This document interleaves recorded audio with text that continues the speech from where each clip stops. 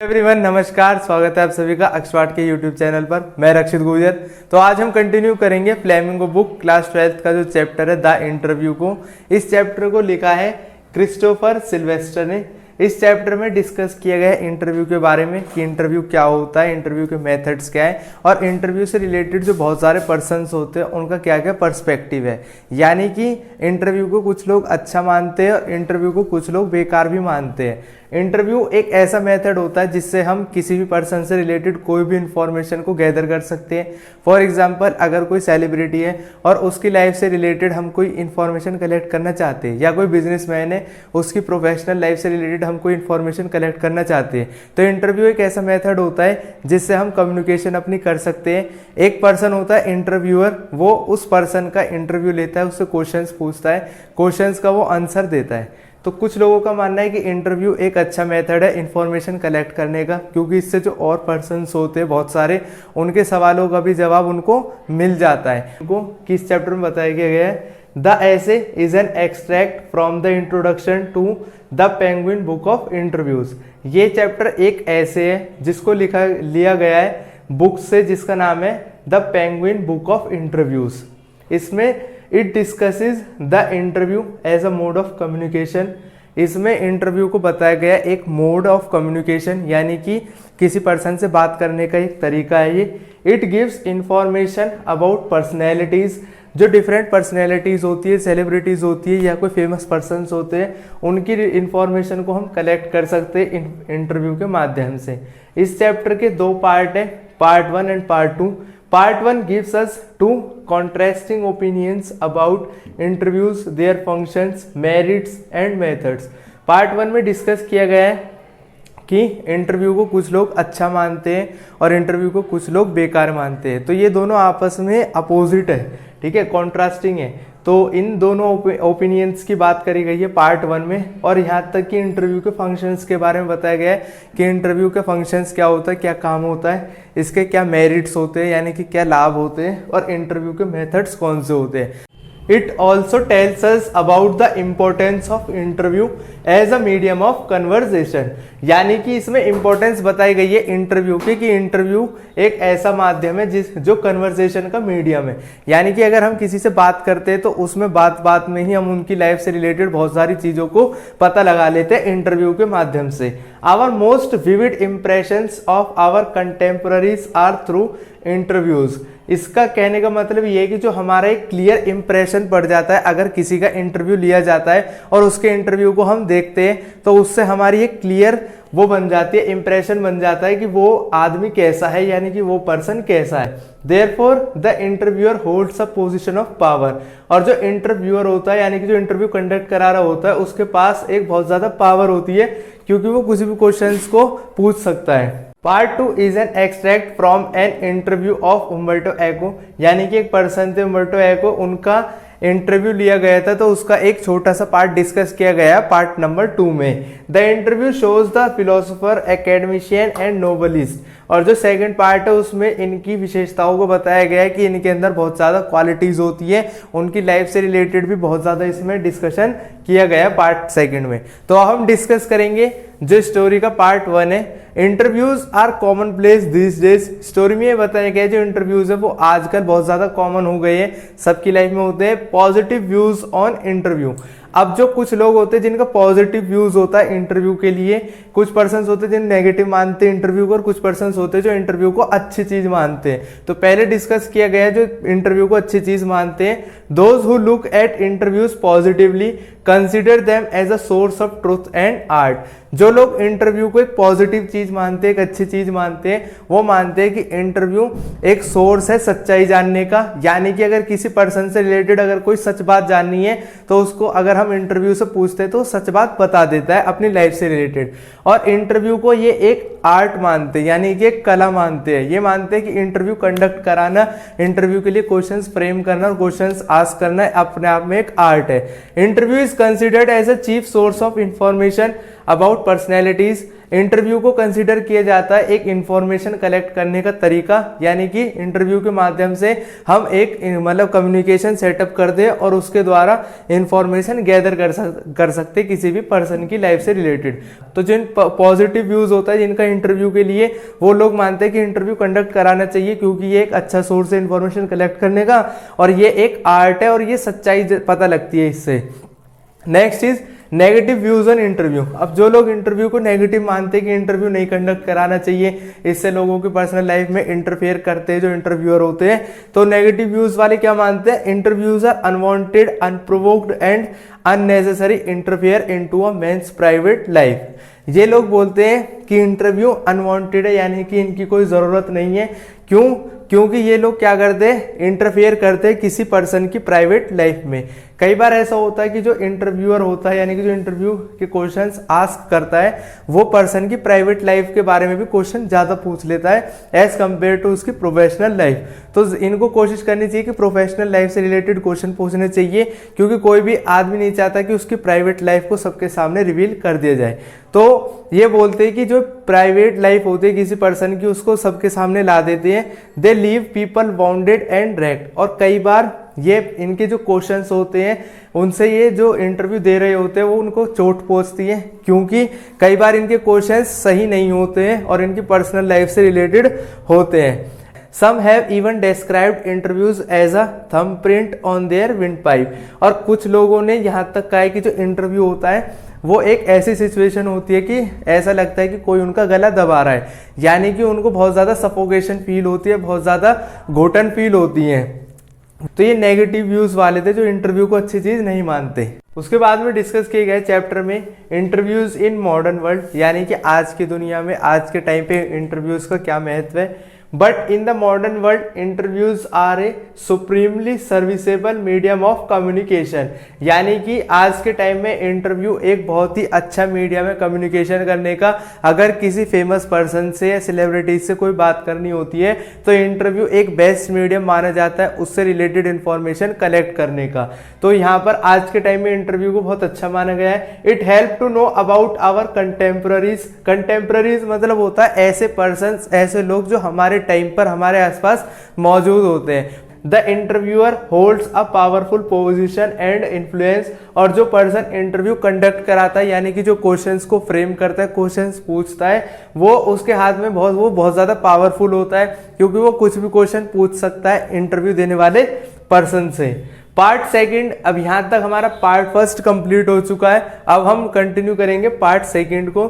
It is an excerpt from an interview of Professor Umberto Eco with Mukund Padmanabhan. यानी कि यहाँ पर इंटरव्यू कराया गया है दो पर्सन के बीच में। एक पर्सन है जो इंटरव्यू ले रहा है जिसका नाम है मुकुंद, और जो दूसरे पर्सन है जो प्रोफेसर है उनका नाम है उम्बर्टो एको। तो उनसे ये मतलब ये इंटरव्यूअर है मुकुंद, ये इंटरव्यू लेते हैं इनका प्रोफेसर का। ठीक है, तो इसमें डिस्कस किया गया है कि उनके बाद में मतलब प्रोफेसर से जो बहुत सारी बातें करते हैं वो, और उनकी लाइफ से रिलेटेड जो डिफरेंट फ्रेजेस होते हैं उनको जानने की कोशिश करते हैं। Umberto talks about his interest, his style and the success of The Name of the Rose। ये इंटरव्यू तब कंडक्ट कराया गया था जब उम्बर्टो की एक बुक आई थी द नेम ऑफ द रोज, और जब ये नोवेल बहुत ज़्यादा फेमस हो गई थी तो उसके बाद में सब लोग प्रोफेसर को जानने लगे थे, और उसके बाद में मुकुंद जाते हैं और इनका इंटरव्यू लेते हैं। उस इंटरव्यू में ये प्रोफेसर ये बताते हैं कि इनका इंटरेस्ट किन किन चीज़ों में है, इनका जो स्टाइल है वो कैसा है, लिविंग स्टाइल कैसा है, और जो इनकी सक्सेस है उसके पीछे कारण क्या है। क्योंकि बहुत ज़्यादा लोग होते हैं वो सोचते हैं कि जो पर्सन फेमस हो गया है हम उसको जानेंगे वो कैसे फेमस हुआ है, उसको क्या इंटरेस्ट है, कैसी उसकी स्टाइल है। यहाँ पर Umberto says that his chief interest are philosophical and ethical. जब मुकुंद उनसे क्वेश्चन पूछता है प्रोफेसर उम्बर्टो से कि आप इतनी जल्दी फेमस हो गए तो कैसे हुए फेमस, तो वो बताते हैं कि जो उनका इंटरेस्ट है वो फिलोसॉफिकल है और एथिकल है, यानी कि वो बहुत ज़्यादा एथिक्स में काम करते हैं, बहुत ज़्यादा जब एक नैतिक तरीका होता है, एक व्यवहार होता है, उसमें काम करते हैं। And these are also the dominant themes of his academic work and novels. और जो उनके अंदर की भावना होती है, फिलॉसफी होती है, तो उनको ही वो अपने एकेडमिक वर्क में रिप्रेजेंट करते हैं। तो जब इंटरव्यूअर ने क्वेश्चन पूछा था कि आपकी फेम मतलब आपकी नोवेल इतनी ज़्यादा फेमस हुई तो उसके लिए आप क्या कहेंगे, तो ये यहाँ पर ये बता देते हैं कि इनके अंदर जो ये फिलोसफिकल है और जो एथिकल इनकी सोच है यही अपनी नोवेल में मैं डाल देता हूँ, और इसकी वजह से ही वो एक नेचुरल तरीका हो गया अब तो मेरे लिए, लेकिन ये और लोगों के लिए एक डिफरेंट वे हो जाता है। Even his books for children are about non violence and peace. और यहाँ तक कि जो ये बुक्स लिखते हैं अपने जो स्टूडेंट्स होते हैं उनके लिए, यानी कि जो नोट्स तैयार करते हैं, जो बुक्स पब्लिश करवाते हैं, ये जो उनके लिए स्टूडेंट्स के लिए, क्योंकि ये प्रोफेसर है और अपने स्टूडेंट्स के लिए जो बुक पब्लिश कराते हैं वो भी नॉन वायलेंस और पीस पर होती है, यानी कि उसमें किसी भी तरह की लड़ाई झगड़े की कोई भी बात नहीं होती। Next is playful and personal quality in his work. अब इंटरव्यूअर उनसे पूछता है कि आप अपने बारे में कुछ लोगों को बताएं जिससे कि उन्हें भी कुछ सीख मिले, तो वो बताते हैं कि उनके अंदर काम करने का जो तरीका है, जो उनकी क्वालिटी है वो प्लेफुल है। प्लेफुल क्या है? Umberto says that there is a playful and personal quality in his works which is an adopted one। यानी उनके काम करने का तरीका कुछ अलग है। क्या है वो? He discovered his style when he submitted his doctoral thesis।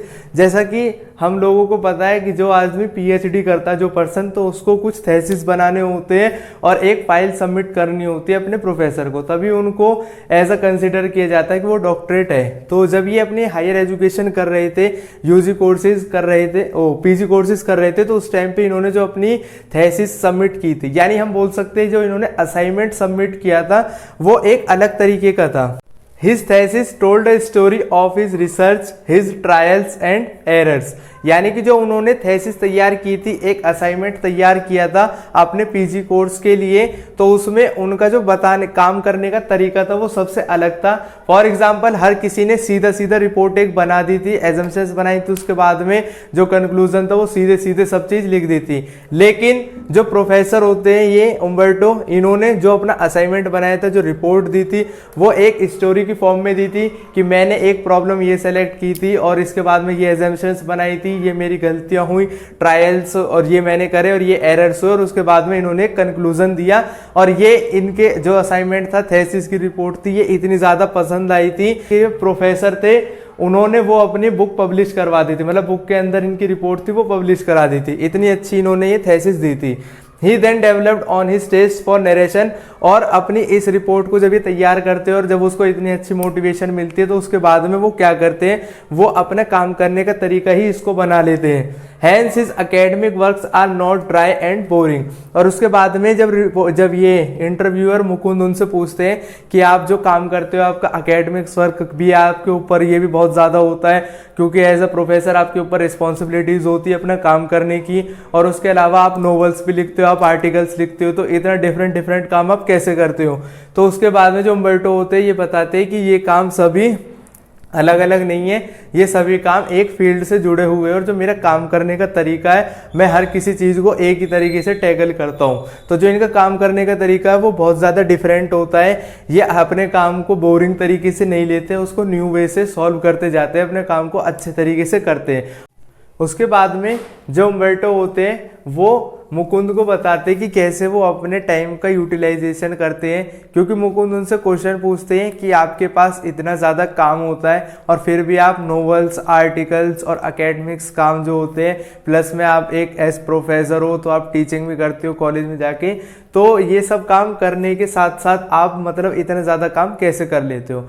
तो जो ये प्रोफेसर होते हैं ये इलेबोरेट करते बताते हैं कि उम्बर्टो elaborates how he utilizes even the briefest gaps in between two different pieces of task। यहाँ पर उम्बर्टो ये डिस्कस करते हैं कि जो उनके मतलब एक टास्क खत्म करके दूसरा टास्क जब वो स्टार्ट करते हैं, दूसरा काम वो जब स्टार्ट करते हैं, तो उसके बीच में जो टाइम बच जाता है ना, ये उसको अभी यूटिलाइज कर लेते हैं। यानी कि अगर एक काम अभी खत्म कर लिया है और उसके बाद में दूसरा काम स्टार्ट होने में भी 10 मिनट है, 12 मिनट है या 15 मिनट होते हैं, तो कोई आदमी क्या करता है उस टाइम को या तो कुछ और काम करने लग जाता है या इधर उधर घूमने लग जाता है या वेट करने लगता है नेक्स्ट काम का।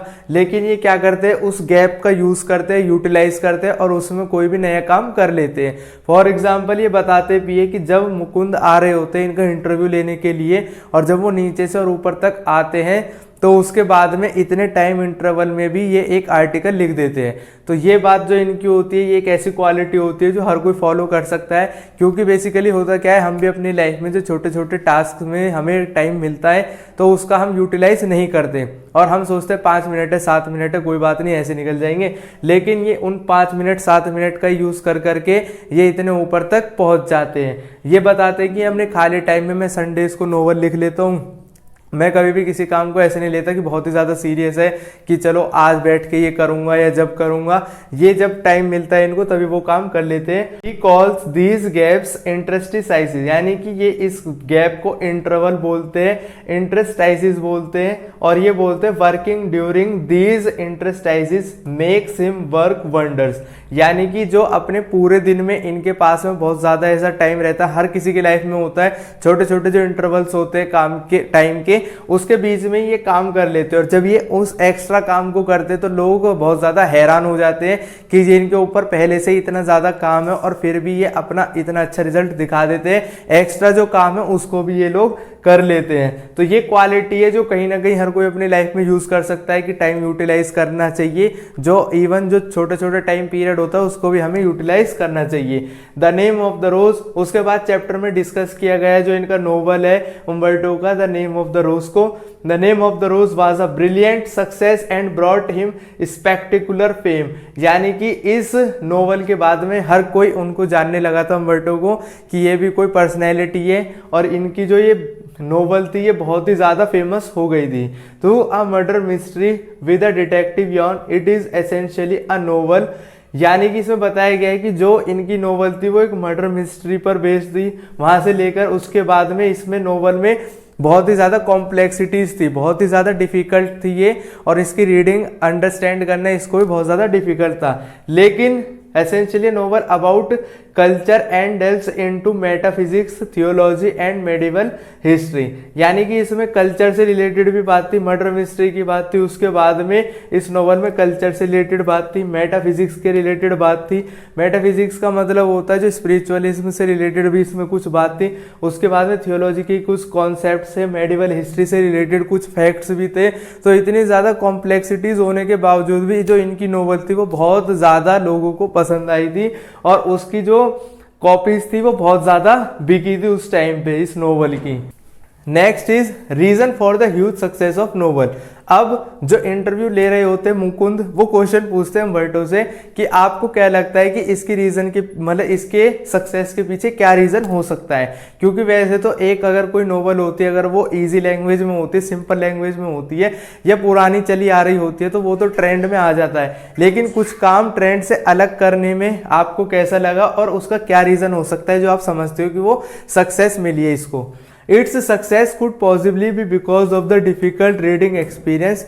तो उम्बर्टो यहाँ पर आंसर देते हैं मुकुंद का कि मुझे लगता है कि जो इसकी सक्सेस हुई है इस स्टोरी, उसकी जो इस नोवेल की सक्सेस हुई है वो कहीं ना कहीं इसलिए क्योंकि इसमें डिफिकल्ट रीडिंग एक्सपीरियंस था, जहाँ पर एक टाइम पर लोग जो नोवेल्स पब्लिश कर रहे थे उसमें इजी लैंग्वेज थी, सेम स्टोरीज रहती है, सेम सब चीज़ रहती है, लेकिन यहाँ पर जो कंसेप्ट था वो कुछ अलग था।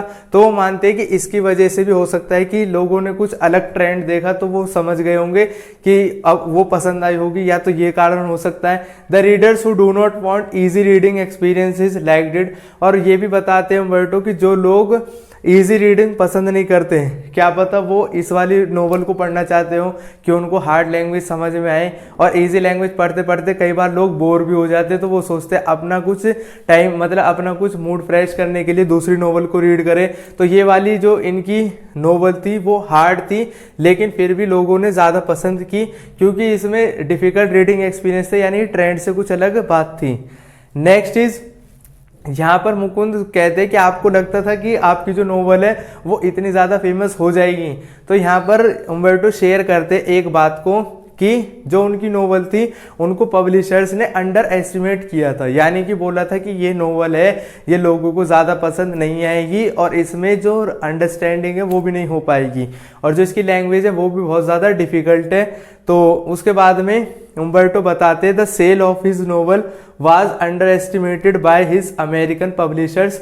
जो अमेरिकन पब्लिशर्स थे उन्होंने बोला कि ये जो नोवेल है वो ज़्यादा नहीं चल पाएगी, लोगों को पसंद नहीं आएगी, तुम कितनी भी कोशिश कर लो।